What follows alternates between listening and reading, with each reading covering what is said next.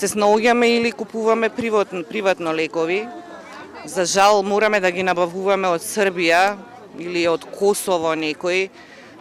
Така да се снаоѓаме како знаеме и умееме, или меѓу нас пациентите на некои што останало терапија, нели не ја прима во моментот таа, па се разменуваме и така, мако трпно е во секој случај, затоа што е неизвестно, нели, дали се има воопшто кај некого, дали може да се набави или не. Конкретно мојот лек го немаше 2 месеци по аптеките.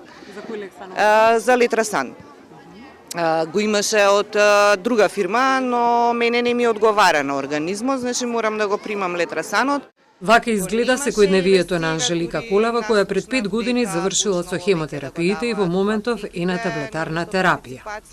Вели дека за среќа терапијата која во моментов ја прима, ја има, но не редовно, затоа што има периоди во кои истата терапија ја нема 2 до 3 месеци.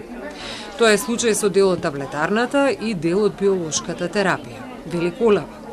Според првиот човек на Фондот за здравство, Сашо Клековски, биолошката терапија ја има. И од самиот почеток со префрлање на лековите Летрозол и Анастразол од болничка на позитивна листа во аптеките ги има. Станува збор за генерички лекови од кои има 4 бренда регистрирани во Македонија, додава тој.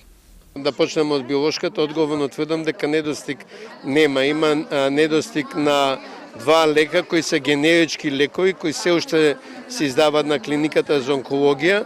За едниот лек производителот од Турција немаше достава, од понеделник треба да го има на клиниката за онкологија, а вториот лек е во одреден период во дефектура, исто производствена, меѓутоа има соодветна замена на клиниката. Кој е проблемот? Проблемот е што некогаш е лекот навистина ефтин и бидејќи бизнисот е во прашање кога се фармакомпаниите на пазарот, дали имаат интерес да го набавуваат тој лек или не. Значи, некогаш имаме и такви проблеми. Иако тендерот е објавен, постои тендерската постапка, меѓутоа никој не се пријавува да го донесе, да го добави лекот. Дополнителен проблем, според Клековски, во иднина ќе биде недостигот на генерички лекови, не на биолошките, затоа што цените се многу паднати на тие лекови и некои дистрибутери не гледаат интерес во нивна дистрибуција. Затоа се разговара со производителите дека не може само да се преговара за палета лекови во која имаат добивка, вели Клековски. Туку заедно со другите производи да се обезбедат и оние каде што добивката не е толку голема.